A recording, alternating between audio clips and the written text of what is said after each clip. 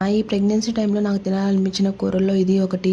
మళ్ళీ తింటానో లేదో తెలియదు ఈ కూరని. ఎందుకు ఇలా అంటానో లాస్ట్ వరకు చూడండి, మీకే అర్థమవుతుంది. నా ఫస్ట్ ప్రెగ్నెన్సీలో నేను తినాలనుకున్న ఏం సరిగా తినలేదు. కానీ సెకండ్ ప్రెగ్నెన్సీలో మాత్రం ఏం తినాలనిపిస్తుందో అవన్నీ తినేస్తున్నాను. అంటారు కదా ప్రెగ్నెన్సీ టైంలో ఏం తినాలనిపిస్తుందో అవన్నీ తినేసేయాలి అని.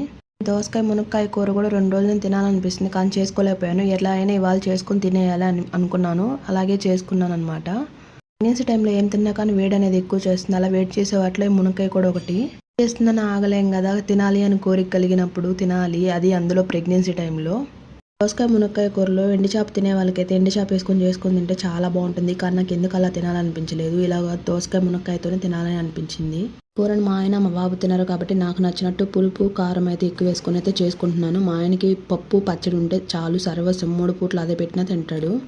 నాకైతే తొందరలో డెలివరీ అయితే అవుతుంది కాబట్టి అందుకే ఇప్పుడే నచ్చిన అన్ని తింటున్నాను. మళ్ళీ 6 నెలల దాకా పత్యం ఉండాలి కదా, అందులో నాది సి సెక్షన్ కాబట్టి తింటానో లేదో తెలియదు. అందుకే ఇప్పుడే అన్ని తినేస్తున్నాను. అందుకే నేను వీడియో స్టార్టింగ్లో అన్నాను మళ్ళీ కూర తింటానో లేదో అని.